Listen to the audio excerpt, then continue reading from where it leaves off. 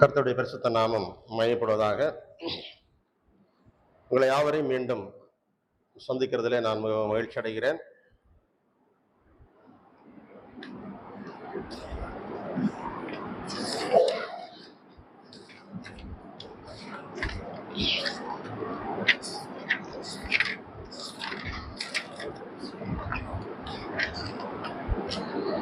நாம் நேற்றைக்கு சிந்தித்ததனுடைய தொடர்ச்சியாக இன்றைக்கு சில காரியங்களை நம்ம பார்க்க இருக்கிறோம்.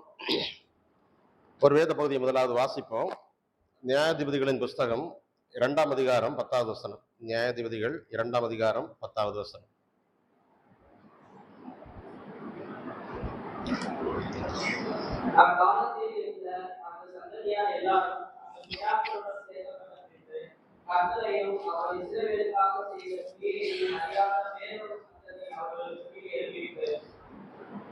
இஸ்ரவேலருடைய சரித்திரத்திலே தேவன் மோசேயின் வழியாகவும் யோசுவா வழியாகவும் அநேக ஆவிக்குரிய தகப்பன்மார் வழியாகவும் செய்த அற்புதங்களை எல்லாம் அறிந்தும் அறியாத ஒரு தலைமுறை இஸ்ரவேலிலே தோன்றினதாக நியாயாதிபதிகள் புஸ்தகத்திலே நாம் வாசிக்கின்றோம். தேவன் கொடுத்த வெளிச்சத்தை சரியாக புரிந்து கொள்ளாத தலைமுறைகள் தேவன் அவர்களுக்காக வைத்திருந்த உன்னதமான நோக்கத்தை எந்த அளவிற்கு உடைத்து போட்டார்கள், அது நிமித்தம் இஸ்ரவேல் வரலாற்றில் ஏற்பட்டதான பின்னடைவு என்ன என்பதை குறித்து நியாயாதிபதிகளின் புஸ்தகத்திலும் அதற்கு பின்பாடு வரக்கூடிய காரியங்களிலும் நாம் அறிந்து கொள்கிறோம். அது ஒரு மிக விரிவான ஒரு காரியமாக இருக்கிறது.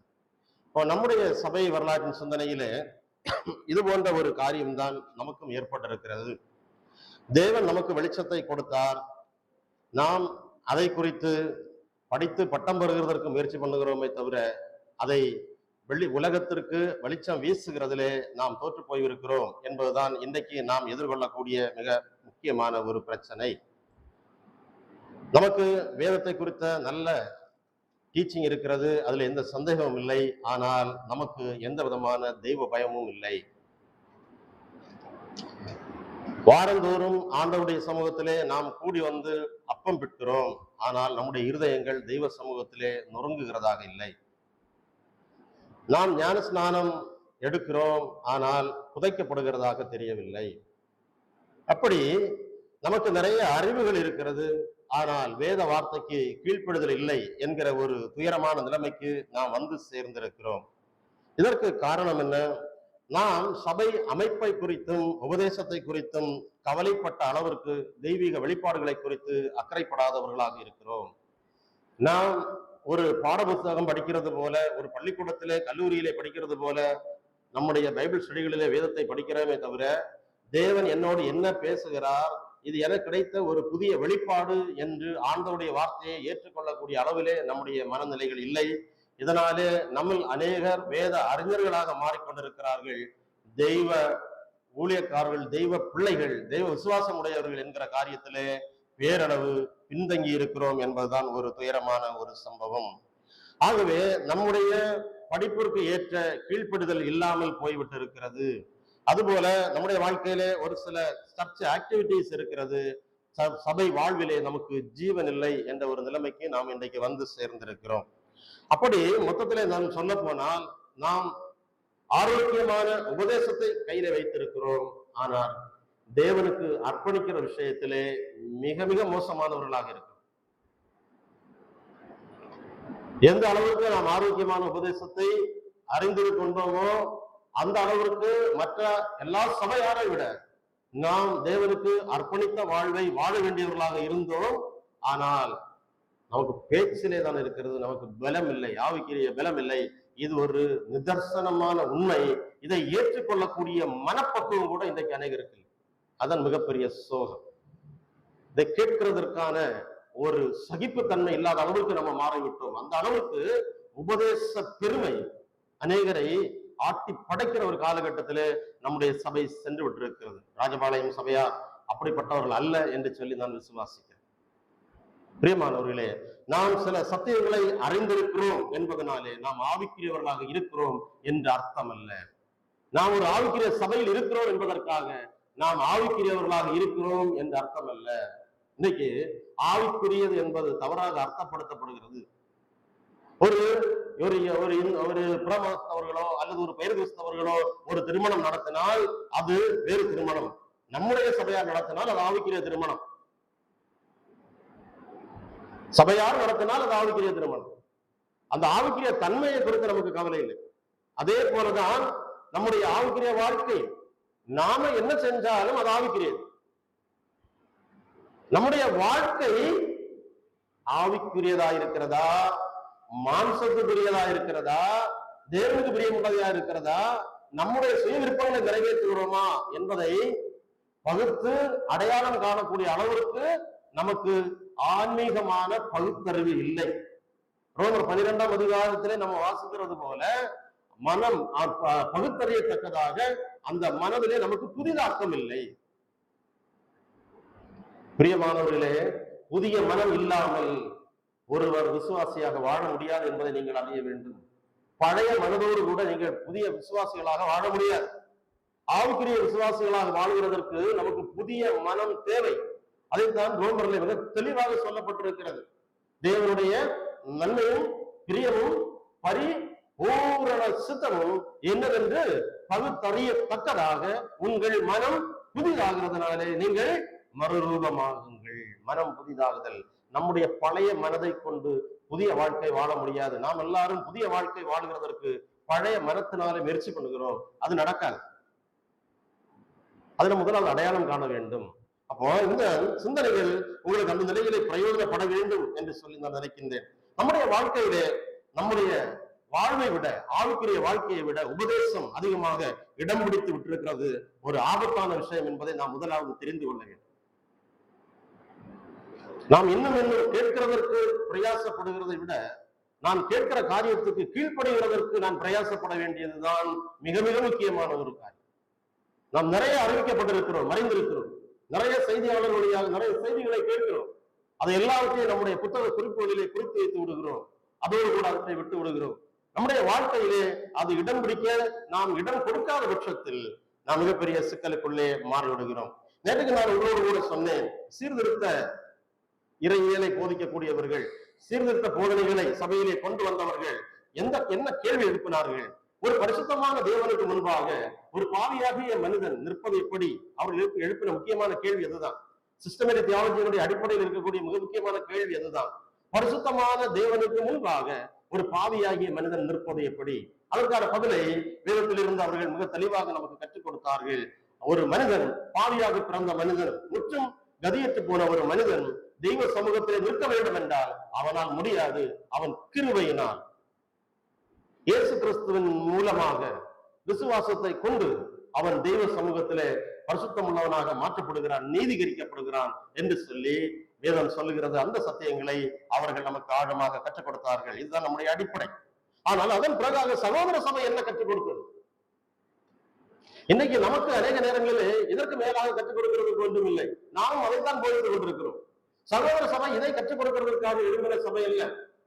சகோதரர்கள் கற்றுக் கொடுத்த காரியம் என்னவென்றால், இப்படி நீதிகரிக்கப்பட்ட மனிதன், எப்படி நீதிகரிக்கப்பட்ட மனிதன்?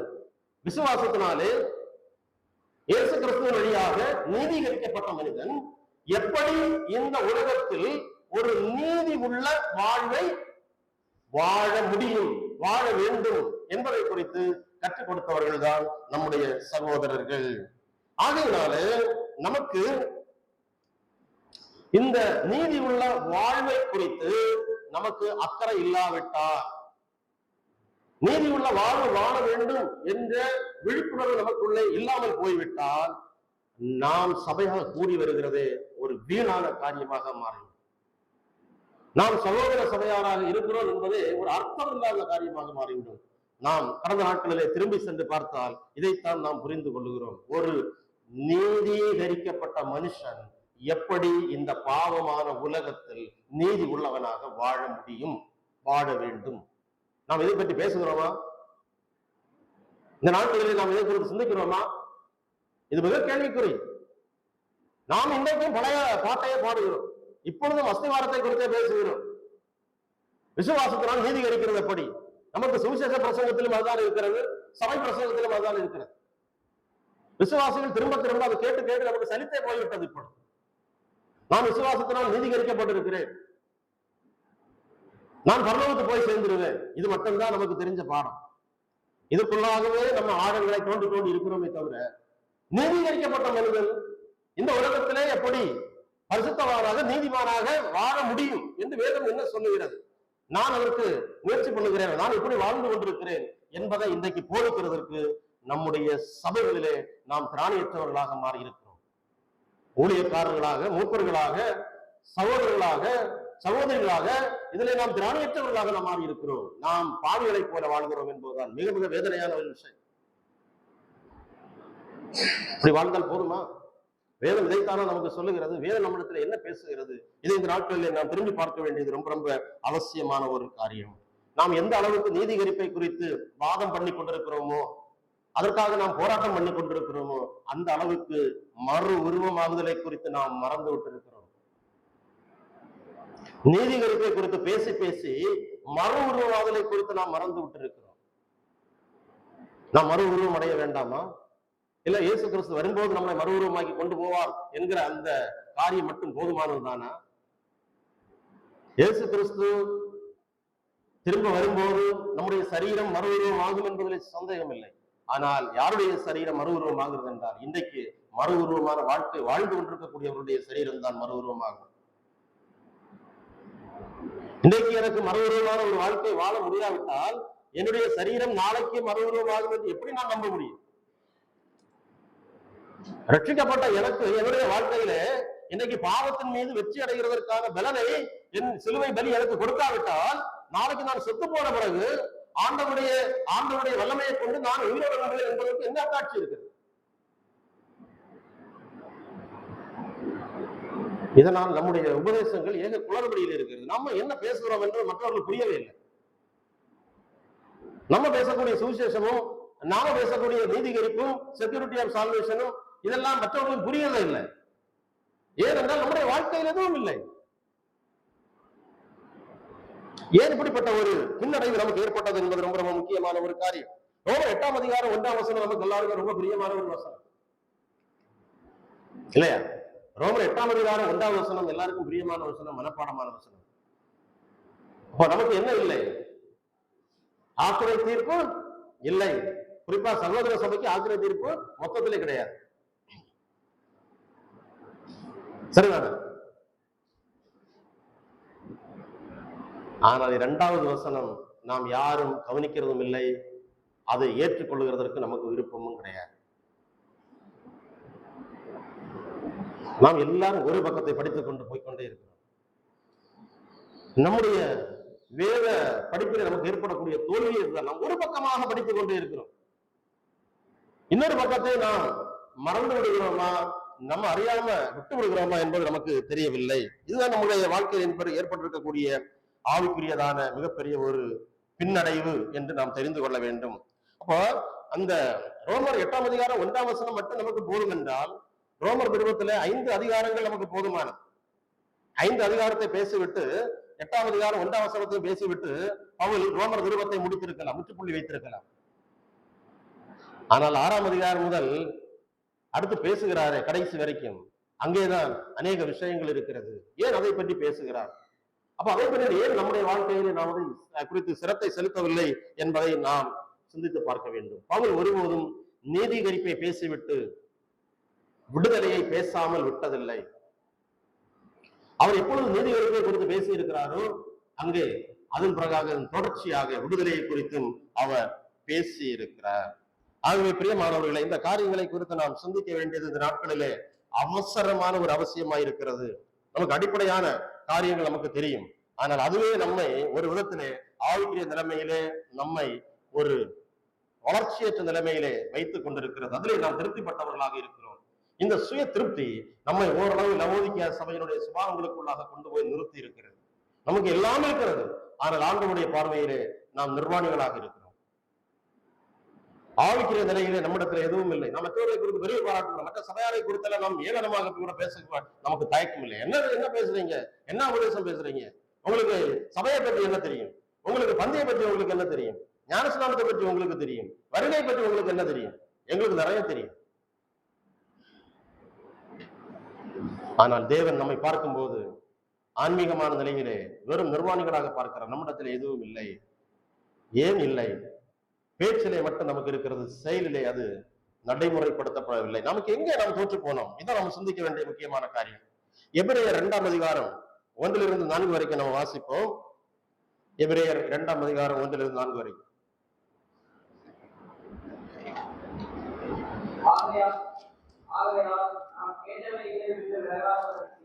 அவைகளை மிகுந்த ஜாக்கிரதையாய் கவனிக்க வேண்டும்.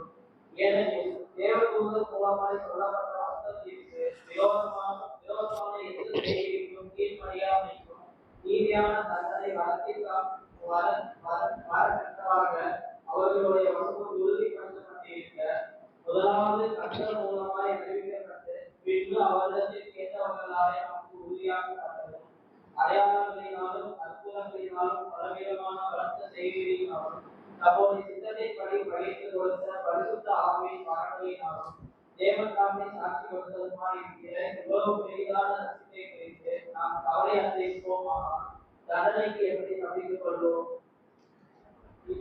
இந்த வசனத்தை நம்ம யாருக்கு பேசுவோம்? பொதுவா யாருக்கு பேசுவோம்? ரட்சிக்கப்பட்டவங்களுக்கா, ரட்சிக்கப்படாதவங்களுக்கா? ரட்சிக்கப்பட்டவங்களுக்கு தான் பேசணும். எவ்வளவு பெரிதான ரட்சிப்பை குறித்து கவலையற்றிருப்போமானால், இந்த ரட்சிப்பை குறித்து அறியாதவர்கள் அல்ல, இந்த ரட்சிப்பை பெற்றுக்கொள்ளாதவர்கள் அல்ல, இந்த ரட்சிப்பை குறித்து கவலையற்றவர்கள். இவ்வளவு பெரிதான ரட்சிப்பு இன்றைக்கு விசுவாசிகளுக்கு தெரியாது. ரட்சிப்பு எவ்வளவு பெரியது நாம் நினைக்கிறோம் நமக்கு தெரியும் என்று. நமக்கு தெரியல. ரட்சிப்பினுடைய சந்தோஷம் எல்லாம் நமக்கு கிடையாது. அதுல நம்ம சந்தோஷப்படக்கூடியவங்க எல்லாம் கிடையாது. நான் எல்லாரையும் சொல்லல, அவர் சிலர் தவறா நினைக்காதீங்க. பொதுவான நிலையில நான் சபையை குறித்து சொல்லுகிறேன். ரட்சிப்பிலே சந்தோஷித்து கழிவுறக்கூடிய எத்தனை பேர் நாம் இங்கே இருந்து கொண்டிருக்கிறோம்?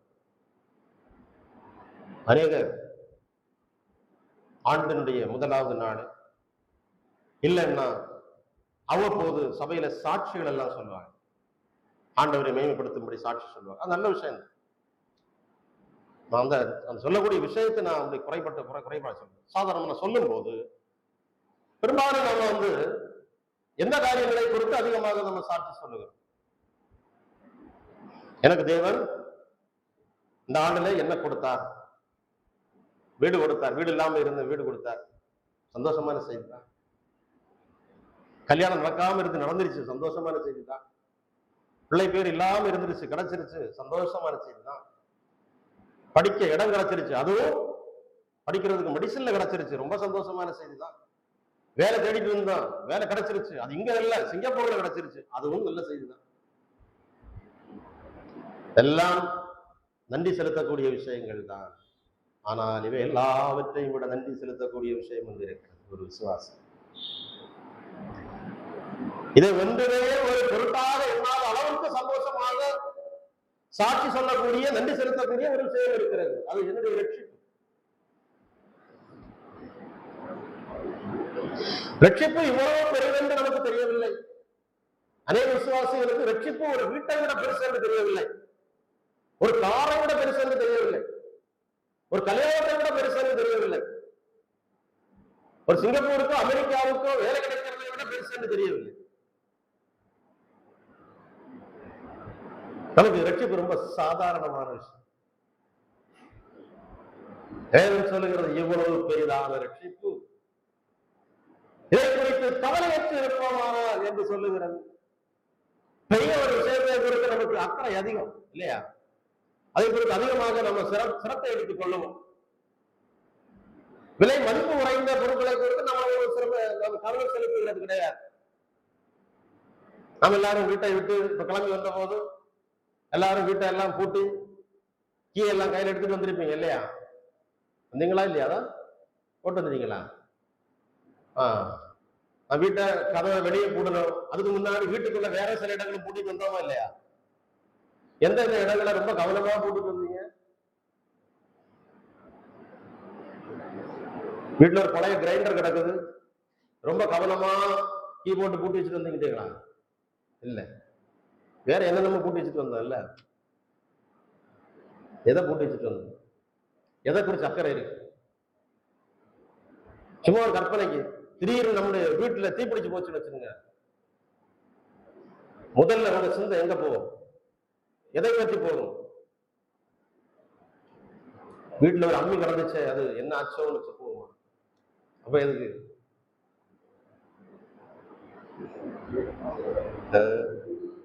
அது தெரியுதுல்ல, தெரியுதுல்ல. நம்ம எதை பற்றி கவலைப்பட்டு இருக்கிறோம் இன்னைக்கு? ரட்சிப்பை குறித்த அக்கறை நமக்கு இருக்கிறதா? சிந்தனை நமக்கு இருக்கிறதா? ரட்சிப்பை பற்றி நம்ம என்ன படிச்சு வச்சிருக்கிறோம், என்ன தெரிஞ்சு வச்சிருக்கிறோம், அது எவ்வளவு விளையாடப்பட்டது என்று எந்த அளவுக்கு நாம் புரிந்து வைத்திருக்கிறோம்? வேதம் கேட்கிறது. இதனாலதான் நம்ம பெற்றோருக்கு இன்னைக்கு பிள்ளைகளுடைய ரட்சிப்பை விட வேற சில காரியங்கள் முக்கியம். அவங்களுக்கு இல்லையா? பிள்ளைக்கு ஒரு மார்க் குறைஞ்சு போச்சுன்னா அம்மாக்களுக்கு தூக்கம் இல்லை. குறிப்பிட்ட சில அட்மிஷனுக்கு அளவுக்கு மார்க் கிடைக்கலன்னா பிள்ளைகளை போட்டு அந்த பாடம் எடுத்துக்கிறோம். உங்க நான் இப்படி எல்லாம் படிக்க வச்சேன்னு, இதெல்லாம் செஞ்சேன்னு, நீ எல்லாம் பண்ணி தொலைச்சிட்டிய, பக்கத்துல பாரு, அவளை பாரு, இவனை பாரு, அவனை பாரு, இவனை பாரு, இப்படி எல்லாம் நீ நாசம் பண்ணிட்டிய, அவ்வளவு சொல்லுறோம். பிள்ளைங்க படிக்க வைக்கிறதுக்கு எவ்வளவு தொலைவில் ஆனாலும் பிடிச்சமான கோர்ஸ் அங்க கொண்டு போய் விடுறதுக்கு எவ்வளவு சிரமப்படுறோம், எத்தனை நாள் டிராவல் பண்றோம், எவ்வளவு ரூபாய் செலவு பண்றோம், எப்படி எல்லாம் ரூபா பாக்குறோம். சிலவங்க எல்லாம் வீட்டெல்லாம் விட்டுட்டு என்ன செய்யறாங்க, குடும்பமா வாடகைக்கு போய் தங்கி படிக்க வைக்கிறாங்க. ஏன்? அது பெருசுன்னு தெரியுது. பிள்ளை சர்ச்சைக்கு கூட்டிட்டு வரக்கூடிய விஷயத்துல பிள்ளை தூங்கட்டு, இப்பதான் வெளியே போயிட்டு வந்திருக்கு, தூங்கட்டு. 6வது நாள்ல ஒருத்தர் சபைக்கு வர்றாரு, எங்க வீட்டுல பிள்ளை இல்லைன்னு கேட்டா, அது இப்பதான் வந்தா தூங்கிட்டு இருக்கிறான். 6வது நாள்ல பிள்ளைகள் எல்லாம் தூங்க வைக்கிறது. பைபிள் ஸ்டடிக்கு பிள்ளைகள் கேட்டா அது டியூஷன் போயிடுச்சு. எப்போது இருக்கா அவசரமான எக்ஸாம், சரி, எல்லாருக்கும் ஒரு பலவீனம் இருக்கு இல்லையா, நம்ம ஒத்துக்கலாம், மனுஷங்க தானே. திறந்தோட டியூஷனுக்கு போறத வந்து கட் பண்ணாம பைபிள் ஸ்டடி ரெகுலரா கட் பண்றீங்க பாத்தீங்களா? அங்க இருக்குது உங்களுக்கு ரட்சிப்பு எவ்வளவு பெருசுன்னு உங்களுக்கு புரிஞ்சுதான் இல்லையாங்கிற. பிள்ளைகள் என்ன செய்யறாங்க கேட்டா பெருமையா பீத்துறாங்க. சிங்கப்பூர்ல இருக்கிறாங்க, அமெரிக்காவில் இருக்கிறாங்க, அங்க இருக்கிறாங்க, இங்க இருக்கிறாங்க, அந்த கம்பெனியில வேலை பார்க்கறாங்க, இந்த கம்பெனியில வேலை பார்க்கறாங்க. பிள்ளைக்கு ஆவிக்குரிய வாழ்க்கை எப்படி இருக்குதுன்னு கேட்டா தகச்சு போய் நிற்கிறாங்க. நேரம் கிடைச்சா போவாங்க. இந்த பிள்ளை பொறுத்ததுக்கு வளர்த்ததுக்கு ஒரு நாள் நியாய தீர்ப்புல போகும்போது என்ன கணக்கு கொடுக்க போறோம் நம்ம? இதெல்லாம் நமக்கு விழிப்பு இல்லை. அதுல இருந்து என்ன தெரியுது? ரட்சிப்பை விட பெருசு இந்த உலகத்துல ஒரு படிப்பு, ரட்சிப்பை விட பெருசு இந்த உலகத்துல ஒரு வேலை, ரட்சிப்பை விட பெருசு இந்த உலகத்தில் உள்ள பதவி, இந்த உலகத்தில் உள்ள அங்கீகாரம், சமூக அங்கீகாரம், இப்படி எத்தனை விஷயங்கள் இருக்குது. சமுதாய அங்கீகாரத்துக்காக உபதேசத்தை குறித்து அக்கறைப்படாத விசுவாசிகள் ரட்சிப்பை குறித்து நம்ம எங்க அக்கறைப்பட போறோம்? சமுதாயத்துல என்ன செய்யறாங்களோ அதெல்லாம் நமக்கு செய்யணும். அவங்க செய்யற எல்லா சடங்காச்சாரம் நமக்கு செய்யணும். அவங்க பண்றது மாதிரி அத்தனையும் நமக்கு பண்ணணும், அத்தனை பந்தாவும் பண்ணணும். விசுவாசிகள் கல்யாணத்துக்கு அழைச்சாலே எனக்கு என்னென்னமோ ஆகுது. வேற வழி இல்லாம ஒரு சில கல்யாணத்துக்கு போறதே தவிர பெரும்பாலும் நான் போறது கிடையாது. எல்லாம் இவங்க செய்து காண்பிக்கக்கூடிய விஷயங்கள் ஒரு அவிசுவாசி போற்று போகிற அளவிற்கு வந்தாங்க. தேவையில்லாத சடங்காச்சாரம், வசனம் எல்லாம் ஒரு மூலையில ஒரு கடமைக்கு நம்ம எல்லாமே விட்டு விட்டோம், எல்லாவற்றையும் நம்ம மறந்து விட்டோம். உலகத்தின் மனிதனை விட மிக மேன்மையாக இந்த உலகத்தின் காரியங்களை நோக்கி நாம் ஓடிக்கொண்டிருக்கிறோம். ரட்சிப்பை குறித்து நாம் மேன்மையாக நினைக்கிறோம் என்று சொன்னால் அது பச்சை பொய். இந்த இத்தனை பெரும்பாலான ரட்சிப்பை குறித்து கவலையை எழுப்பீர்களானால் வரும் தண்டனைக்கு எப்படி தப்பித்துக் கொள்வீர்கள் என்று வேதம் கேட்கிறது. ரட்சிப்பு என்பது நமக்கு ரொம்ப சாதாரணமான விஷயமாய் போயிட்டா? ரட்சிப்பு என்பது எவ்வளவு விளையாடப்பட்ட ஒரு காரியமாக இருக்கிறது. பிரியமானவர்களே, இதை குறித்து நாம் சரியாக தெரிந்து கொள்ள வேண்டியது ரொம்ப அவசியம். நாம் ஒரு சபைக்கு வந்ததுனால ரட்சிப்பு ஆகிவிடாது, ஞானஸ்நானம் எடுத்ததுனால ரட்சிப்பு ஆகாது. இன்னைக்கு சபைகளில் ஞானஸ்நானம் எடுத்து அனைவரும் ரட்சிக்கப்படாதவர்களாக இருக்கிறார்.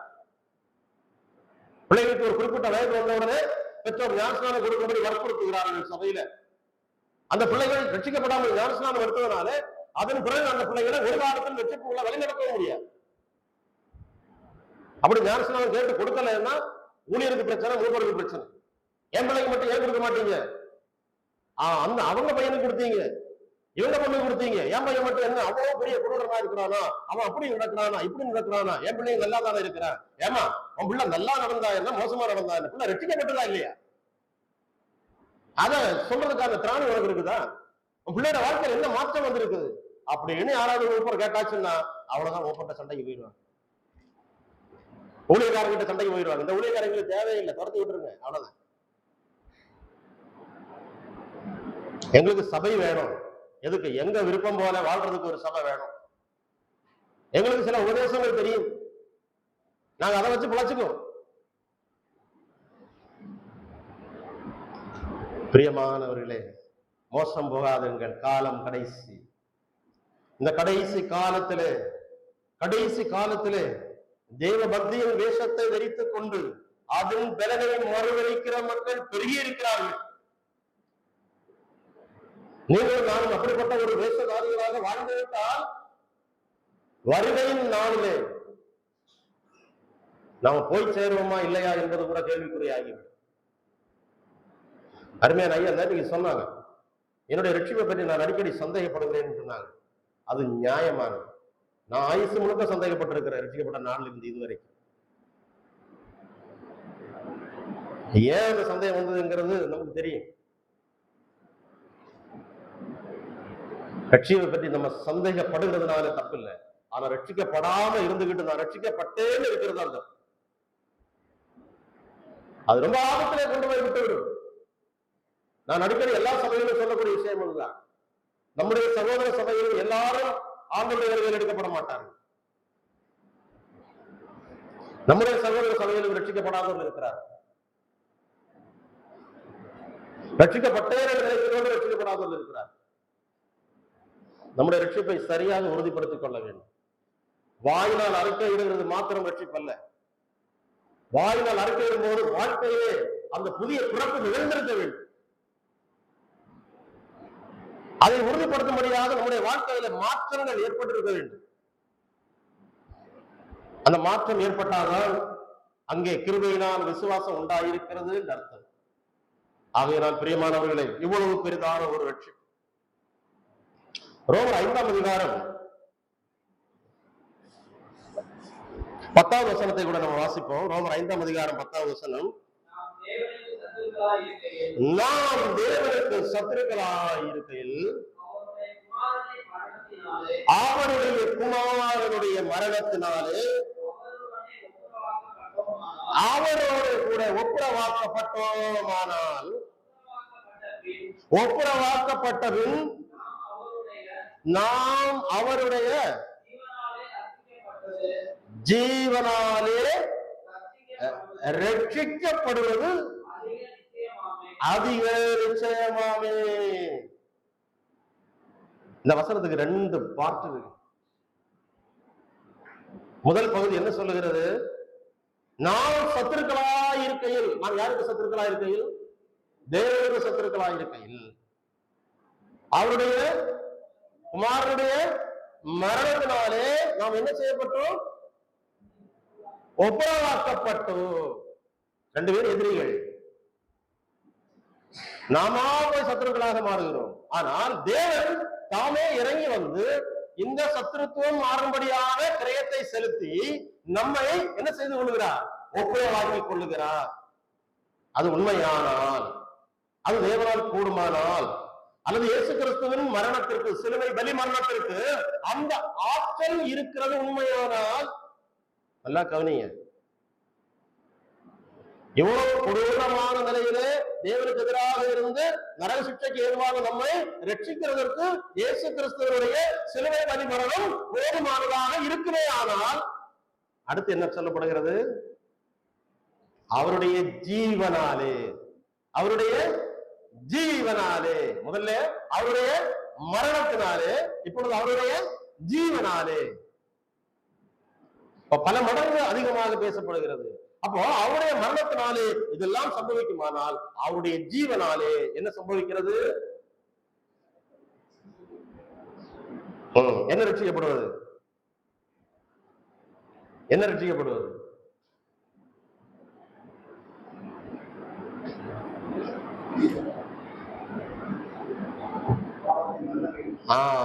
நம்முடைய வாழ்க்கையிலே அவருடைய செயல்படுதல், அதன் மூலம் நம்மை வாழ வைத்தல், பாவத்தின் வல்லமையிலிருந்து தப்புவித்து வாழ வைத்தல், அது சாத்தியம் இல்லையா அப்படி என்று கேட்கிறது வேதம். ஆனா நாமெல்லாம் என்ன பேசிக் கொண்டிருக்கிறோம்? ரட்சிக்கப்பட்டதெல்லாம் உண்மைதான், ஆனா இந்த உலகத்துல பாவம் செய்யாம வாழ முடியாது, பாவத்திலே தான் வாழ முடியும், போய் பேசாம வாழ முடியாது, கொஞ்சம் கொஞ்சம் அப்படி இப்படி இல்லாம வாழ முடியாது, அப்படியெல்லாம் நாம நமக்கு தாமே ஒரு உபதேசத்தை நாம் உருவாக்கி கொண்டிருக்கிறோம்.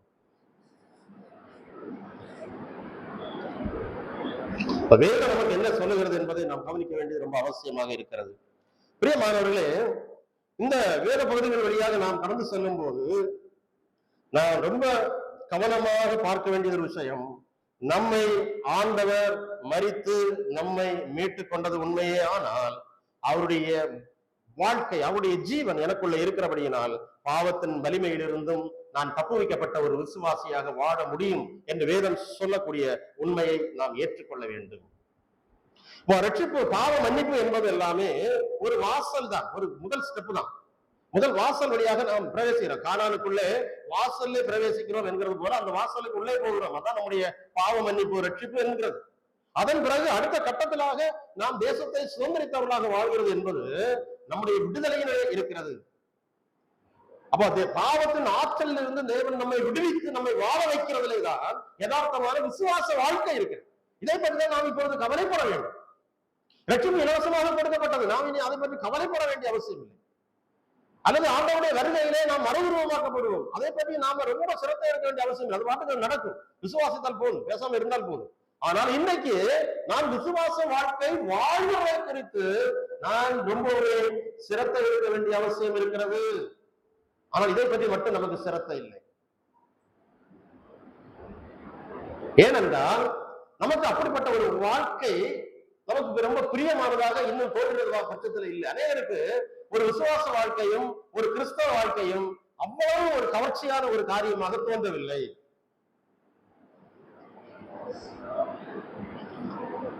இது நம்ம பேரளவு கிறிஸ்தவர்கள் அப்படித்தான் இருக்கிறாங்க. அவங்களுக்குள்ள ஒரு ஜீவன் இல்லை. கர்த்தாவே கர்த்தாவேன்னு சொல்லுவாங்க, ஆராதிப்பாங்க, திருப்பலி நடத்துவாங்க, பல விதமான சடங்காச்சாரங்களை செய்வாங்க. ஆனால் அவர்களுக்கு ஒரு உணர்வு இல்லை. ஏனென்றால் அவர்கள் மரித்து போயிருக்கிறார்.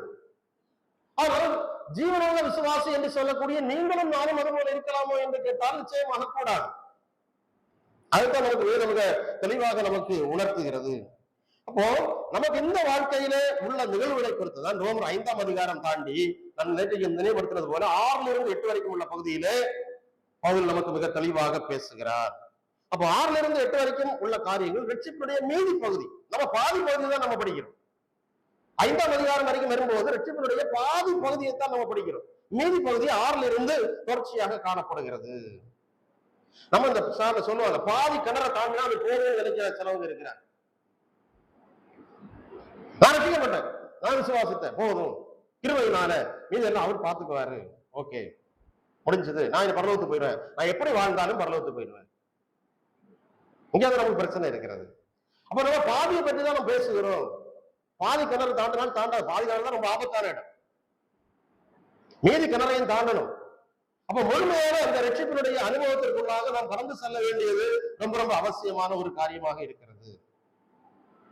அந்த கிருபையை பற்றி நம்ம பேசும்போது நம்ம ரொம்ப தவறு செய்கிறோம் பல நேரங்களில். கிருபை என்று சொல்லும் போது கிருபை என்றால் என்ன என்று கேட்ட உடனே பாதி டெபினிஷன் சொல்லும். கிருபை என்றால் என்ன நீங்க சொல்லுங்களேன். கிருபை என்றால் என்ன? தகுதி இல்லாதவர்களுக்கு கொடுக்கப்படுகின்ற தேவனுடைய ஈவு. இது பாதி டெபினிஷன் தான். அது ஒரு வார்த்தை கூட சேர்க்கணும். தகுதி இல்லாதவர்களை தகுதிப்படுத்தும்படியாக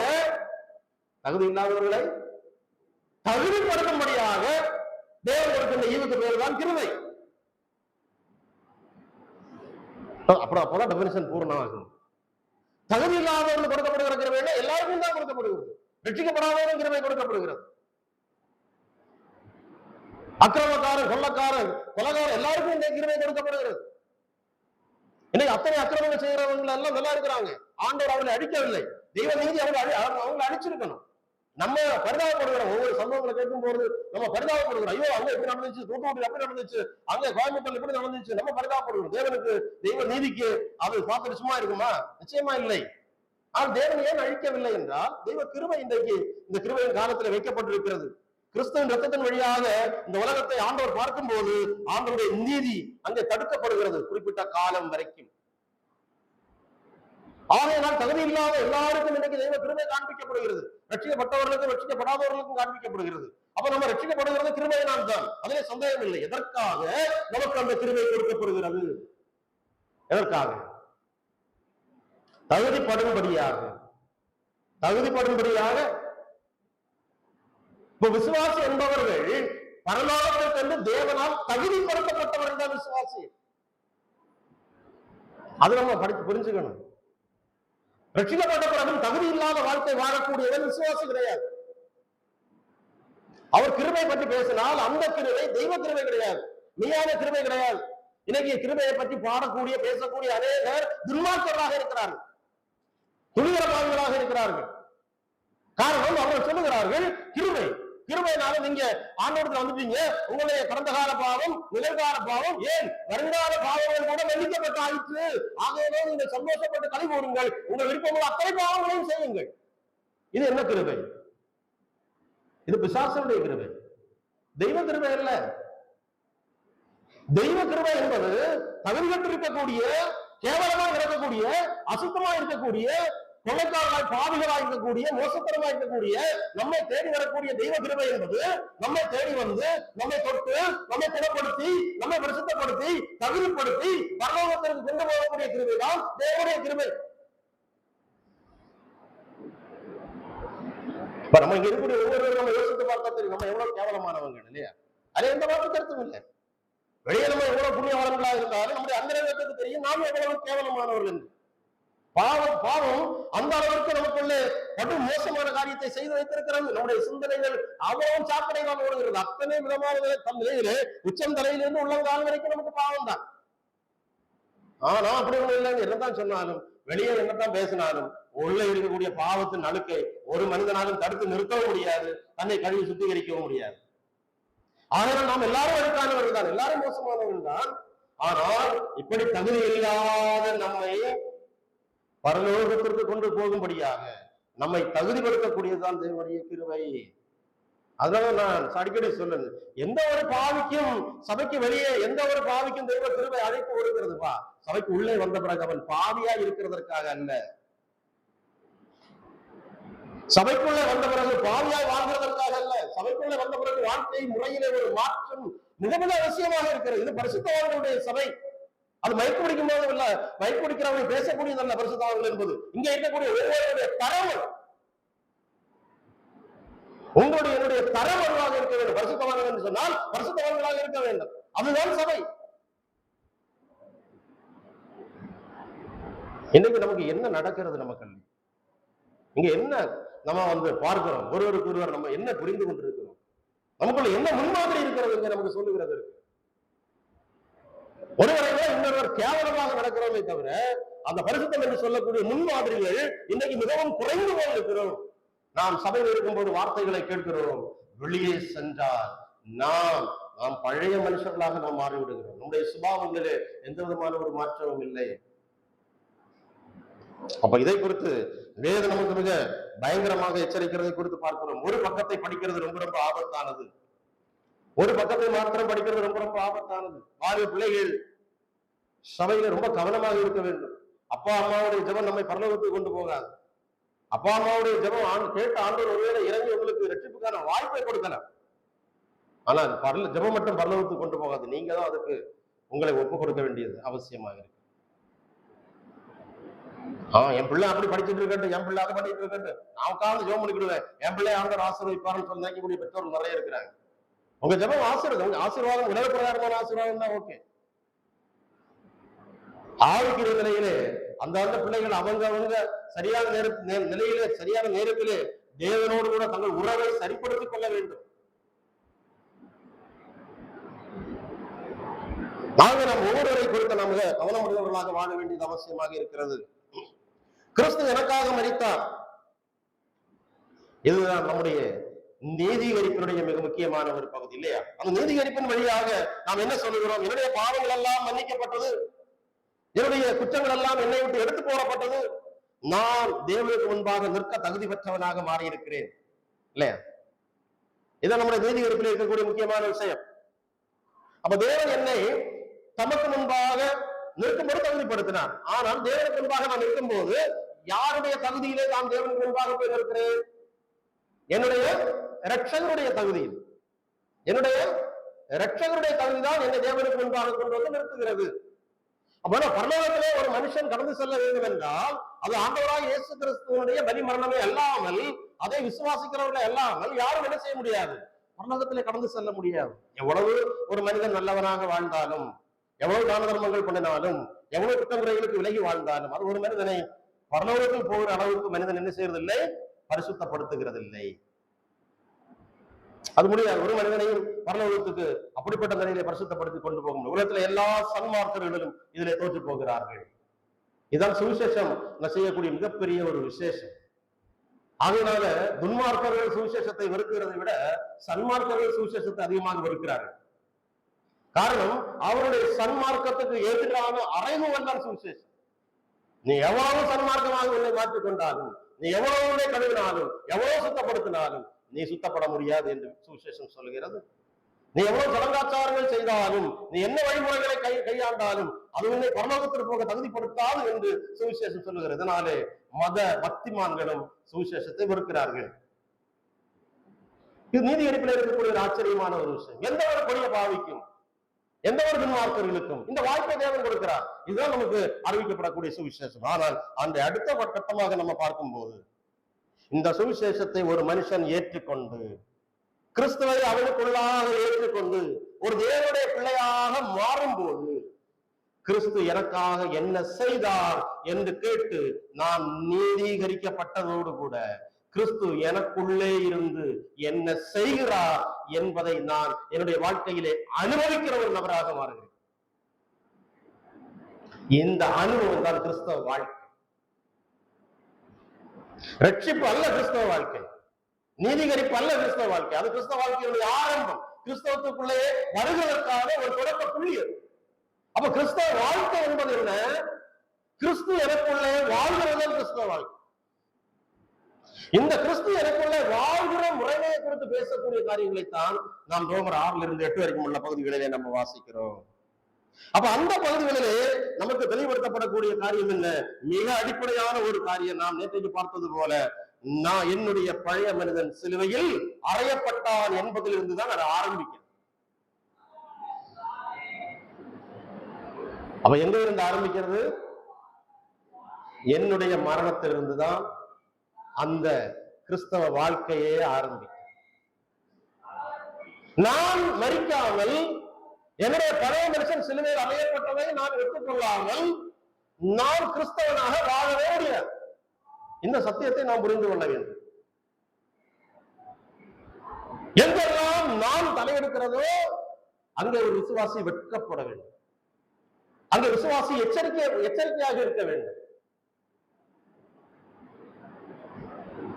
எனக்கு இது பிடிச்சிருக்கு, நான் இதை செய்வேன், என்னை யாரும் கேள்வி கேட்க கூடாது, நான் இந்த சபையில எத்தனை வருஷமா இருக்கிறேன் தெரியுமா, நான் என்ன படிப்பு படிச்சிருக்கிறேன் தெரியுமா, என் குடும்பம் எப்படிப்பட்டது தெரியுமா, நான் மற்ற எல்லாரும் கூட நான் இப்படி பண்ணி காட்டுவேன். இங்கதான் அதனுடைய கோர முகத்தை நம்ம பார்க்கிறோம்.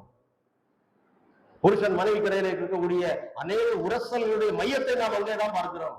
பெற்றோர் பிள்ளைகளுடைய உரசல் இருக்கக்கூடிய மிகப்பெரிய மையத்தை நம்ம அங்க பார்க்கிறோம். சபையில விசுவாசிகளிடையே நடக்கக்கூடிய பிரச்சனைகளுடைய மையப்புள்ளியை நம்ம அங்கதான் பார்க்கிறோம். நான் யார்? நான் சாகலையே, நான் சாகலையே, நான் சாகாம வந்து உட்காரக்கூடாத இடத்துல வந்து உட்கார்ந்துட்டு இருக்கிறேன். உண்மையில் ஒரு ரகசியம் என்னன்னா, ரட்சிக்கப்பட்ட போது நான் செத்தேன் கேட்டா செத்தேன். அதுதான் உண்மை. ஆனா அதை நான் ஒத்துக்கொள்ளாததுனால, அதை என்னுடைய மனதளவிலே நான் ஒத்துக்கொள்ளாததுனால, அதை விசுவாசித்து நான் ஏற்றுக்கொள்ளாததுனால எனக்குள்ளே இந்த ஆபத்து திரும்பவும் தலையெடுக்கிறது. அந்த பழைய வாழ்க்கை எனக்குள்ளே தலையெடுக்கிறது. இதை நாம் சரியாக தெரிந்து கொள்ள வேண்டும். அப்ப இதை நம்ம சரியாக பயன்படுத்தாவிட்டால், படிக்காவிட்டால், சுவிசேஷத்தினுடைய முக்கியமான பகுதியை நாம் உணராமல் போய்விடுவோம். சரியான ஒரு கிறிஸ்தவ வாழ்க்கையை வாழ ஆரம்பிக்காமலே போய்விடுவோம் அநேக நேரங்கள்.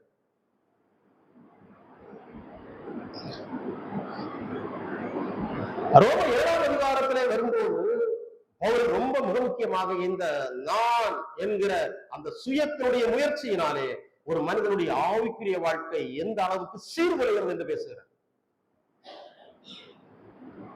உங்களுடைய முயற்சியினாலே நீங்கள் வாழ முயலக்கூடிய ஆவிக்குரிய வாழ்க்கை உங்களை எந்த அளவு ஒரு பெரிய தோல்வியிலே கொண்டு வந்து நிறுத்துகிறது என்பதை பற்றி தான் ரோமர் 7ஆம் அதிகாரத்திலே பேசுகிறார். இதையும் நம்ம படிக்கணும், இதையும் நாம் அறியணும்.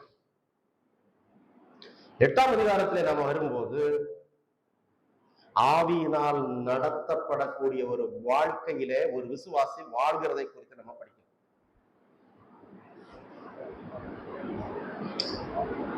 யோவான் 3ஆம் அதிகாரத்திலே நிக்கதோமிடத்திலே ஆண்டவர் பேசும்போது ஒரு விஷயத்தை பேசுவார். காற்று எங்கே இருந்து தோன்றி எங்கே போகிறது என்று நீ அறியாய், அதுபோல ஆவியினால் பிறந்தவனும் இருப்பான். ஆவியினால் நடத்தப்படக்கூடிய ஒரு மனிதனுடைய வாழ்க்கை எப்படி அமையும் என்பதை குறித்த சித்திரத்தை தான் நாம் ரோமர் 8ஆம் அதிகாரத்திலே படிக்கிறோம். இந்த அனுபவம் நமக்குள்ளே வரும்போதுதான் நாம் பாவத்தின் வல்லமையிலிருந்து விடுவிக்கப்பட்ட ஒரு விசுவாசிகளாக நாம் வாழக்கூடியவர்களாக நாம் மாறுகிறோம்.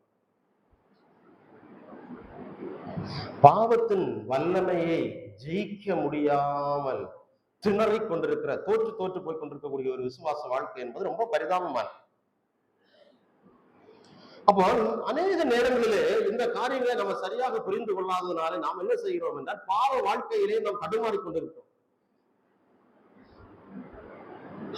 நாம ரட்சிப்பை பற்றியும் ரட்சிப்பினுடைய பாதுகாப்பை பற்றியும் ஆண்டவருடைய வருகையும் மறுபடியும் பற்றி எல்லாம் நம்ம எவ்வளவு படித்த பிறகும் ஆண்டவர் இன்றைக்கு வருவார் என்று சொல்லும் போது மனசுக்குள்ள எங்கேயோ ஒரு சஞ்சலம் நமக்கு இருக்கிறது.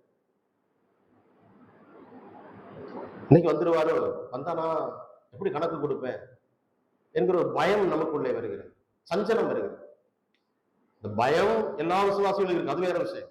ஆனால் ஒரு சஞ்சலம், ஆண்டவர் இன்னைக்கு வராமல் இருந்தால் பரவாயில்லையே என்று ஒரு விசுவாசியுடைய உள்ளத்திலே எப்போதாகிலும் தோன்றுவதாயின் உடனடியாக அவசர சிகிச்சை அவருக்கு தேவைப்படுகிறது. இன்றைக்கு அவர் வராமல் இருந்தால் நன்றாயிருக்குமே என்று ஒரு விசுவாசி சொன்னால் நிச்சயமாக அந்த விசுவாசியுடைய ஆவிக்குரிய வாழ்க்கை ஆபத்தில் இருக்கிறது. இன்றைக்கு வர வேண்டும் என்று தாகிக்கிறவர்கள் தான் யதார்த்தமான விசுவாசி. அந்த தாகம் எனக்குள்ளே வெற்றி போயிருக்கிறது என்றால் என்னுடைய விசுவாச வாழ்க்கையில் ஏதோ ஒரு சிக்கல் இருக்கிறது என்றால்.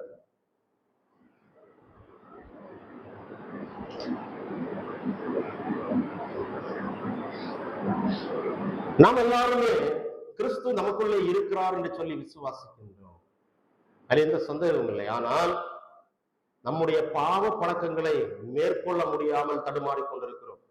அநேகர் அப்படிப்பட்ட ஒரு நிலைமையில நாம் இருந்து கொண்டோம். ரட்சிக்கப்பட்ட நிறைய ஆண்டுகள் ஆயிற்று. ஆனால் ஆண்டுகள் போக போக பாவங்கள் நம்மை விட்டு விலகும் என்று நினைத்தால் பாவம் பெருகிக் கொண்டு வருகிறது. பாவ பழக்க வழக்கங்கள் நம்மை விட்டு விலகாமல் இருக்கிறது. அப்படிப்பட்ட அனுபவத்தில் ஒரு சிலர் இருப்பீர்கள். இது ஏன் என்ற கேள்வி மெய்யான ரட்சிக்கப்பட்ட விசுவாசியின் உள்ளத்தில் எழும்புகிறது சகஜம். அப்படி ஒரு உணர்வே இல்லாமல் நீங்க இருக்கிறீங்கன்னா உங்க ஆவிக்குரிய வாழ்க்கையை மறத்து போச்சுன்னாரு. சில விசுவாசிகள் நான் பார்த்தாச்சுன்னா அப்படியே சில உபதேசங்களை மட்டும் முரட்டுத்தனமா பேசுகிறதுல கட்டிக்காரலா இருக்கிறாங்க. ஒரு உணர்வும் கிடையாது, பாவத்தை குறித்த ஒரு உணர்வும் கிடையாது, குற்ற உணர்வும் கிடையாது.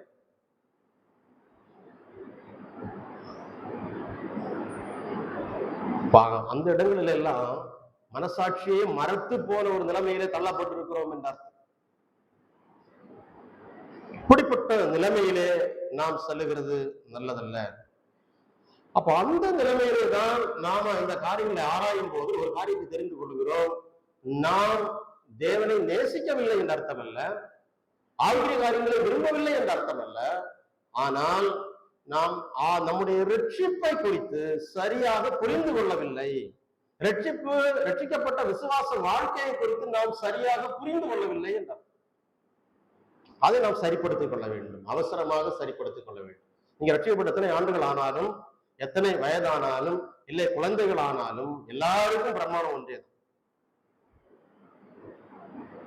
நம்முடைய ரட்சிப்பை சரியாக யோசித்து நிதானித்து புரிந்து கொள்ள வேண்டியது அவசியம். அந்த நிலையில நம்ம பார்க்கும் போதுதான் நாம் நேற்றைக்கு ரோமர் 6ஆம் அதிகாரத்திலே நாம் சில வேத பகுதிகளை வாசித்தோம். அந்த பகுதியிலே ஒரு ஆவிக்குரிய நிலையிலே ஒரு பெரிய விஷயத்தை பவுல் நம்மோடு கூட பேசுகிறார். அப்ப ரோமர் 6ஆம் அதிகாரத்திலே நாம் அதை தெளிவாக சில விஷயங்களை நம்ம படிக்க வேண்டும். அந்த விஷயத்தை குறித்து கர்த்தருக்கு சித்தமானால் நான் நாளைக்கு காலையில உள்ள செய்தியிலே அந்த விஷயங்களை குறித்து நான் உங்களுக்கு ஷேர் பண்ணுவேன். அந்த விஷயங்களை நம்ம பார்க்கலாம். 6ஆம் அதிகாரத்திலிருந்து சில முக்கியமான விஷயங்களை நம்ம பார்க்கலாம். இன்னைக்கு நாம் மேலோட்டமாக ஒரு காரியத்தை நாம் சுட்டி காட்டுகிறதா இருந்தால், இந்த ரோமர் 6ஆம் அதிகாரம் 1ஆம் வசனத்திலே நாம் நேற்றைக்கு படித்தது போல ஒன்றிலிருந்து பார்க்கக்கூடிய சில காரியங்களை நாம் ரொம்ப கவனமாக மனதிலே கொள்ள வேண்டியது ரொம்ப ரொம்ப அவசியம். அப்ப 6ஆம் அதிகாரம் 1ஆம் வசனத்தினுடைய கேள்வியை நாம் ஒருபோதும் மறந்து விடக்கூடாது. பவுல் 6ஆம் அதிகாரம் 1ஆம் வசனம் வரும்போது என்ன கேட்கிறார்? ஆகையால் என்ன சொல்லுவோம்? கிருபை பெருகும்படிக்கு பாவத்திலே நிலைநிற்கலாம் என்று சொல்லலாமோ கூடாது. இனி ஒருவரும் இந்த வசனங்களை கவனிக்கக்கூடிய தெய்வ பிள்ளைகள், ராஜபாளையம் சபையார் ஒருவரும் சொல்லக்கூடாது கிருபை பெருகும்படிக்கு பாவத்திலே நிலைநிற்கலாம் என்று சொல்லக்கூடாது. இல்ல, நாங்க அப்படி சொல்றது இல்லை. நீங்க இந்த வசனத்தை அப்படி சொல்ல மாட்டீங்க. உங்ககிட்ட சாதாரணமா பேசினா அப்படிதான் சொல்லுவீங்க. சபையில அப்படி எல்லாம் சொல்லுவாங்க. அது வாழ்க்கைன்னு வரும்போது அதெல்லாம் பண்ண முடியாது. என்னுடைய பிசினஸ் அப்படி, என்னோட பிசினஸ் அப்படி, என்னோட சூழ்நிலை அப்படி, என்னுடைய குடும்ப சிச்சுவேஷன் அப்படி.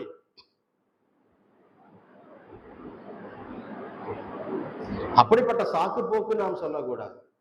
அதுக்கு பேரு தான் கிருபை பெருகும்படிக்கு பாவத்திலே நிலைநிறுத்துதல். நான் ரட்சிக்கப்பட்டுட்டேன், என்னுடைய ரட்சிப்பு அழியாது, நான் என்ன பாவம் செய்தாலும் அவனை பரலோகத்துக்கு கொண்டு போயிடுவேன். ஒருவேளை ஒருத்தர் வந்து கேட்கறான்னு வச்சிருங்களேன், என்னிடத்துல கேட்டாலும் சரி, உங்களிடத்துல கேட்டாலும் சரி, ஐயா நான் சில ஆண்டுகளுக்கு முன்பாடி ரட்சிக்கப்பட்டுட்டேன், நான் வந்து இப்படிப்பட்ட பாவங்கள்ல இருக்கிறேன், ஆண்டவர் வந்தா நான் இன்னைக்கு பரலோகத்துக்கு போவேனா அப்படின்னு கேட்டா, சகோதர சபையில் இருக்கக்கூடிய நம்ம உடனடியாக என்ன பதில் சொல்லுவோம்? அப்படியே ரட்சிக்கப்பட்டீங்களா? உண்மையா ரட்சிக்கப்பட்டீங்களா? அப்ப நீங்க பரலோகத்துக்கு போயிருவீங்க.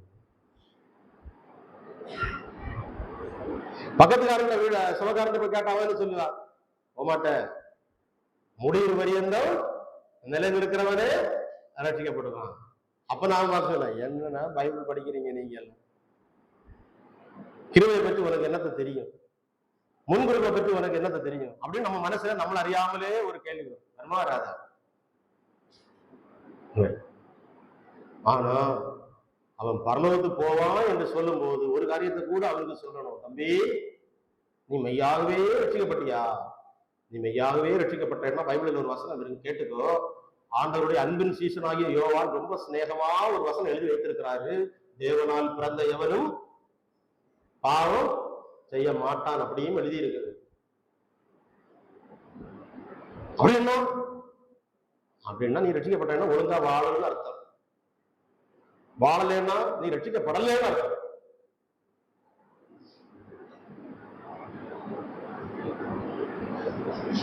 நம்முடைய வாழ்க்கையில பாவத்திலிருந்து வெளியே வந்து நம்மால வாழ முடியலைன்னா நாம ரட்சிக்கப்படலைன்னு அர்த்தம். அதான் பைபிள் பேசுகிறது. உண்மையாக ரட்சிக்கப்பட நம்ம பாவங்கள் செய்கிறோம் இல்லையா? பிராக்டிக்கலா 100% நம்ம வந்து பாவம் செய்ய வாழ முடியுமா கேட்டால் இல்லை. சில சர்க்கல்கள் நமக்கு எப்போதாவது சம்பவிக்கலாம் பைபிள் சொல்லுகிறது. அந்த சில அபூர்வமான அந்த காரியங்களை பயன்படுத்தி நீங்க அதை ஒரு வாழ்க்கை முறையாக வைத்துக் கொள்ளக்கூடாது. புரியுது உங்களுக்கு? அது உங்களுக்கு புரியுற மாதிரி சின்ன எக்ஸாம்பிள் சொல்றேன், அப்ப உங்களுக்கு புரியும். இப்போ ஒருவேளை தெரியாதனமா நம்ம வீட்டுல வந்து ஒரு பொருளை வாங்கி வச்சுக்கிட்டோம், அந்த பொருளில ஒரு விஷயம் கலந்து விட்டது, நீங்க எடுத்து சாப்பிட்டுட்டீங்க. ஹாஸ்பிட்டல்ல போனா அந்த விஷயத்துக்கு மருந்து இருக்கான்னு கேட்டா பெரும்பாலும் மருந்து இருக்கும், மருந்து தருவாங்க, நீங்க சௌக்கியமாவீங்க. சரி, குணமாகி வீட்டுக்கு வந்துட்டீங்க. நான் அன்னைக்கு அவ்வளவு விஷத்தை சாப்பிட்ட பிறகும் சாகல. ஹாஸ்பிட்டல்ல போனா எனக்கு மருந்து செய்வாங்க, அதனால டெய்லி நான் ஒரு கப்பு விஷம் சாப்பிட போறேன், ஹாஸ்பிட்டல் போய் மருந்து வாங்க போறேன்னு யாராவது செய்வோமா? அது மாதிரிதான் இருக்குது இந்த விஷயங்கள். அப்போ நம்ம பாவம் இல்லை என்று சொல்வோமானால் நம்மை நாம வஞ்சிக்கிறவர்களாக இருக்கிறோம். நாம் பாவம் செய்வோமானால், வழித ஓடி போனால், இயேசு கிறிஸ்துவின் ரத்தம் சகல பாவங்களையும் போக்கி உங்களை சுத்திகரிக்கும் வசனம் இருக்கு என்கிற வசனத்தை வச்சுக்கிட்டு நம்ம விளையாடலாமா? விளையாடலாமா? விளையாட முடியாது. உண்மையாக ரட்சிக்கப்பட்ட ஒரு தேவனுடைய பிள்ளை பாவத்திலே தொடர்ச்சியாக வாழ்வதில்லை, வாழ முடியாது என்ற விஷயத்தை தான் அவர் சொல்லுகிறார். அவருக்கான வசனம் தான் 2வது வசனத்திலே தெளிவாக சொல்லுகிறார். கவனியுங்கள், ரோமர் 6ஆம் அதிகாரம் 2வது வசனம். முதல் கேள்வி அவர் கேட்கிறார், கிருபை பெருகும்படிக்கு பாவத்தில் நிலைநிற்கலாம் என்று சொல்லலாமோ? கூடாது. நான் இனி தொடர்ச்சியாக பாவம் செய்கிற அனுபவம் என்னுடைய வாழ்க்கையில் இருக்கக்கூடாது. தொடர்ச்சியாக நீங்கள் ஏதாவது பாவ வாழ்க்கையில இருந்து கொண்டிருக்கிறீர்களானால், அருமையான தெய்வ பிள்ளைகளே, அதற்கு ஒரு முடிவு கட்டித்தான் ஆக வேண்டும். அப்படி வாழ்ந்தால் உங்கள் ரட்சிப்பை குறித்து நீங்கள் கேள்வி எழுப்பித்தான் ஆக வேண்டும். அது அல்லாம நான் பரலோகத்துக்கு போக கனவு கண்டுட்டு இருக்கும் போது அது கொண்டு சேர்க்குமா இல்லையா என்கிற கேரண்டி நமக்கு கிடையாது. நான் ஏன் பாவம் செய்யவில்லை என்பதற்கான காரணத்தை குறித்து அவர் பேசுகிறார். என்ன பேசுகிறார்? ஏன் பாவம் செய்யவில்லை விசுவாசி? 2வது வசனம், ரோமர் 6ஆம் அதிகாரம் 2வது வசனம். அவன் கேட்கிறார், நான் பாவம் செய்துட்டே இருக்க முடியுமா ஒரு விசுவாசி அப்படின்னு கேட்கும் போது அவர் என்ன சொல்லுகிறார்? பிழைப்பு என்றால் என்னது? வாழ்வு. நான் பாவத்திலேயே வாழ முடியுமா என்ற கேள்விக்கு பவுல் என்ன பதில் சொல்லுகிறார்? வாழ முடியாது என்கிறார். வாழ முடியாது என்கிறார். ஏன் வாழ முடியாதோ? ஏன் விசுவாசி பாவத்திலே வாழ முடியாதோ?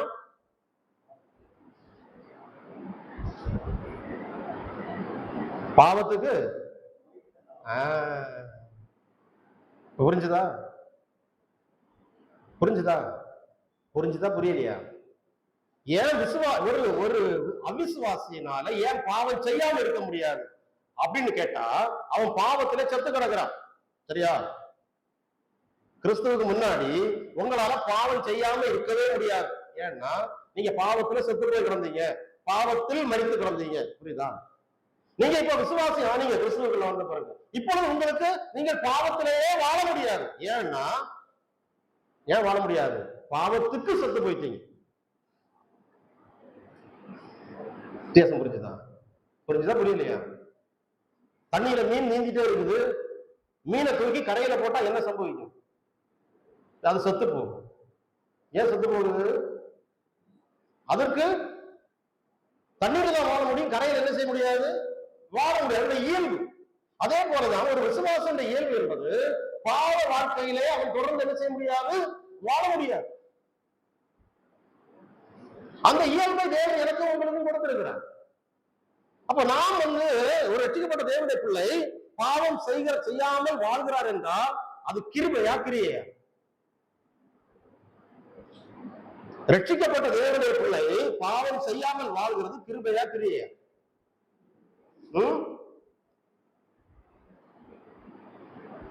அதுவும் கிருபைதான். அதையும் நீங்க புரிஞ்சுக்கணும். எனக்கு பாவம் செய்யாத இயல்பை கொடுத்திருக்கிறது யாரு? தேவன். கிருபையினால பாவத்துக்கு மரித்த ஒரு இயல்பை தேவன் எனக்கு கொடுத்திருக்கிறார். இதை நாம் முதல்ல ஏற்றுக்கொள்ள வேண்டும். அதனால என்னுடைய பாவ பழக்க வழக்கங்களுக்கு நான் முற்றுப்புள்ளி வைத்துத்தான் ஆகணும். பாவ பழக்க வழக்கம் விசுவாசிக்கு ஆகவே ஆகாது. நீங்க எவ்வளவு சபையில ஊழியம் செஞ்சாலும், எவ்வளவு பிரசங்கம் பண்ணினாலும், எவ்வளவு காணிக்கை கொடுத்தாலும், எவ்வளவு நல்ல பிள்ளை பேர் வாங்கினாலும், பாவ பழக்க வழக்கங்களிலே நீங்கள் ரகசியமாகவோ வெளிப்படையாகவோ இருந்தால் அது ஒரு விசுவாசியினுடைய சுபாவம் அல்ல. அப்படி ஒரு சுபாவத்திலே தொடர்ச்சியாக உங்களால் இருக்க முடிகிறது என்றால் உங்களுடைய ரட்சிப்பை பற்றி நீங்கள் சந்தேகப்பட்டுத்தான் ஆக வேண்டும்.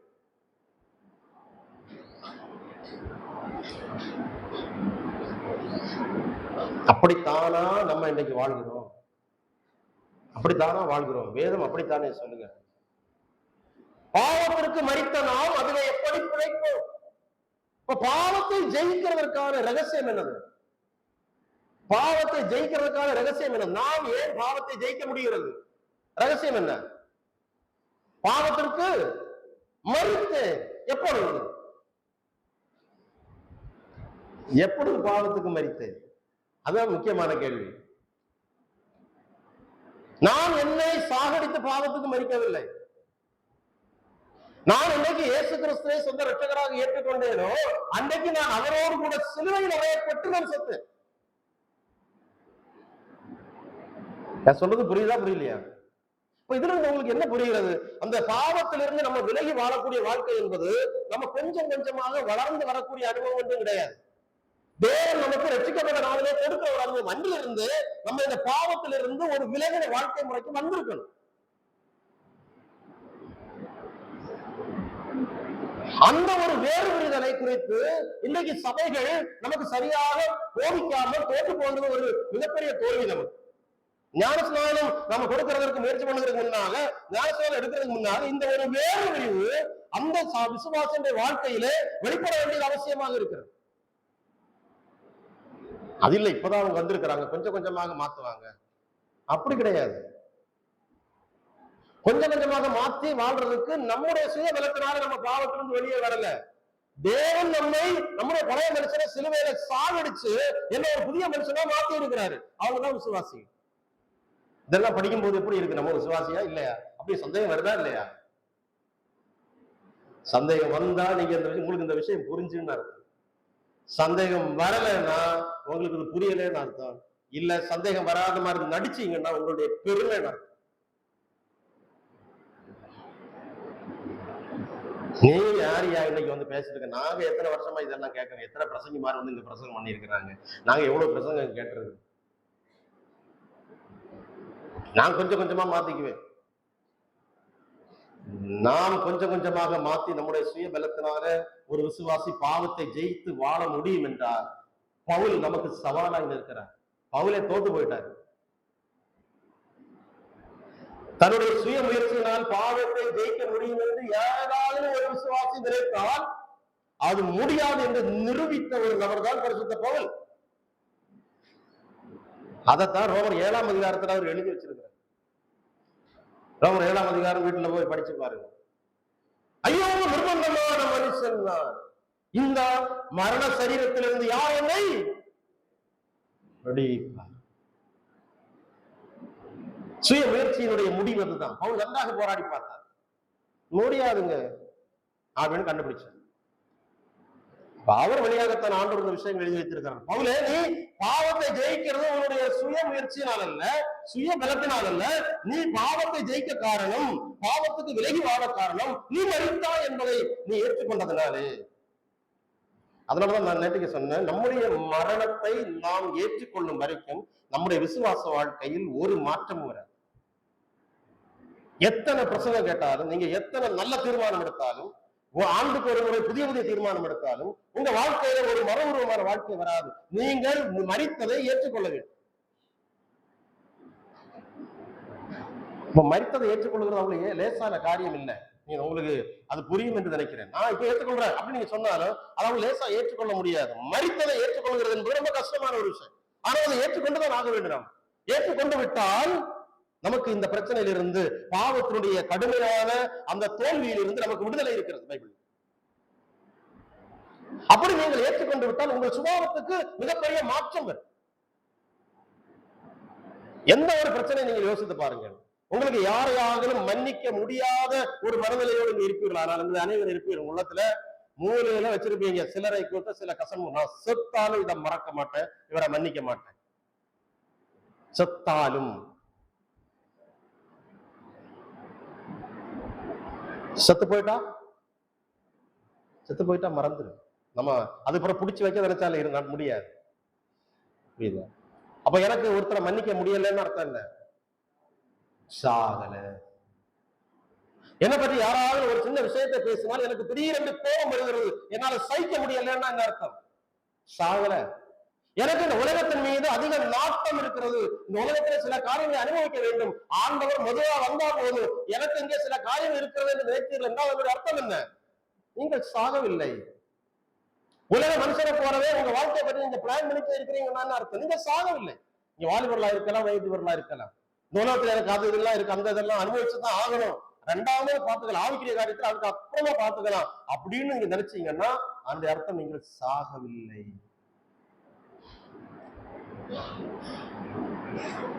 வாழ்க்கையின் எல்லா காரியங்களிலும் அது இருக்கிறது.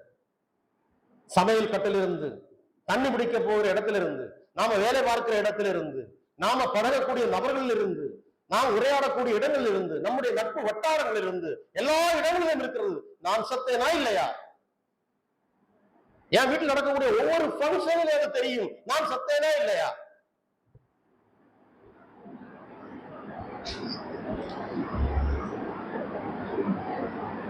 சுயத்துக்கு செத்த மனிதன், பழைய மனுஷன் செத்த மனிதனிலே தான் புதிய மனுஷன் ஜீவிக்க முடியும் என்பதை நீங்கள் தெரிந்து கொள்ள வேண்டும்.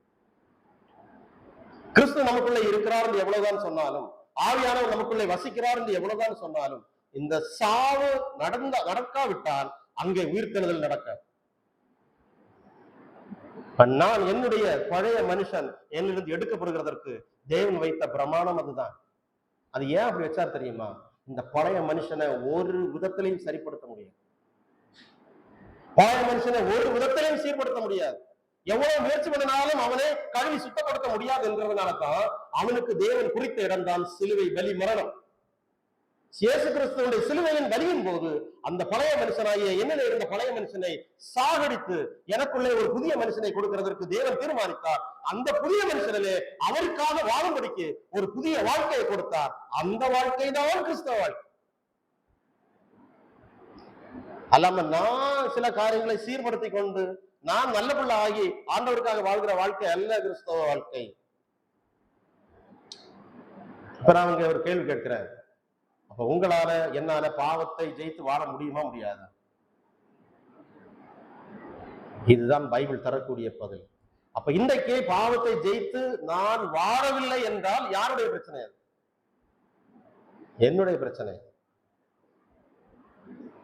காரணம் நான் தான்.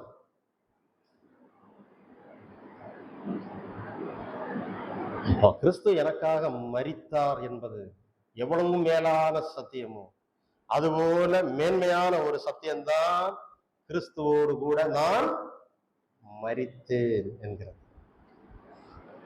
இதுதான் நம்முடைய விசுவாச வாழ்க்கைக்கு மிக மிக மிக அவசியமான ஒரு காரியம். தயவு செய்து இதை நீங்கள் மனதிலே பதித்துக் கொள்ளுங்கள். உங்கள் வாழ்க்கையில இதை நீங்க என்ன செய்யுங்க, அப்ளை பண்ணுங்க. நம்முடைய மனதளவுல அது பதியும் வரைக்கும் இந்த ஒரு விஷயத்தை விட்டு விடவே கூடாது. எந்த ஒரு சூழ்நிலை நீங்க எதிர்கொள்ள போகும் போதும் அந்த தைரியத்தோடு நிச்சயத்தோடு நீங்க போங்க. நம்ம எவ்வளவு கோபப்படுத்தக்கூடிய ஒரு சூழ்நிலையிலும் நான் மரித்தேன், நான் எப்படி நடந்து கொள்ள வேண்டும் என்பது எனக்கு தெரியும் என்றுள்ள ஒரு மனநிலையில நீங்கள் எதிர்கொண்டீர்கள் என்றால் அந்த சூழ்நிலையை நாம் சரியாக கையாள முடியும். நம்மை விட்டு நம்முடைய கண்ட்ரோலை விட்டு நம்ம வந்து செயல்பட முடியாது, போக முடியாது. ஏனென்றால் மரணம் அந்த அளவுக்கு நமக்குள்ளே ஒரு பெரிய ஒரு தடை, அதுல அந்த ஒரு என்ன சொல்றது, ஒரு இடைவெளி அதுல இருந்து ஏற்படுத்தி விடுகிறதாக நம்ம பார்க்கிறோம். நீ வீட்டுல போய் இந்த விஷயங்களை யோசித்து பாருங்கள். ஆண்டவர் தந்திருக்கக்கூடிய இந்த ஒரு நல்ல ஒரு விசுவாச வாழ்க்கை இனி கொஞ்ச காலம் ஆண்டவர் கொடுக்கிறதா இருந்த அந்த நாட்களில் நான் எப்படி வாழ வேண்டும் என்கிறதை இங்கே தீர்மானியுங்கள். உங்களுடைய வாழ்க்கையை பற்றி யோசியுங்கள். உங்கள் கணவனையோ உங்கள் மனைவியையோ உங்கள் பிள்ளைகளையோ உங்கள் பெற்றோரையோ நீங்கள் யோசிக்க வேண்டிய அவசியமே இல்லைங்க. இது நமக்கும் தேவனுக்கும் இடையே உள்ள உறவு.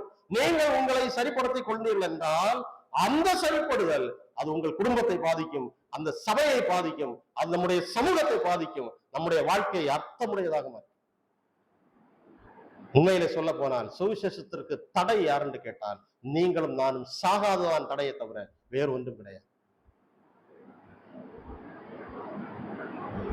ஆகையால் இந்த சத்தியங்களை நாம் புரிந்து கொள்வோம், ஆண்டவருடைய சமூகத்திலே நாம் ஒப்புக் கொடுப்போம். ஆண்டவர் நம்மை ஆசீர்வதிப்பாராக. ஆமென்.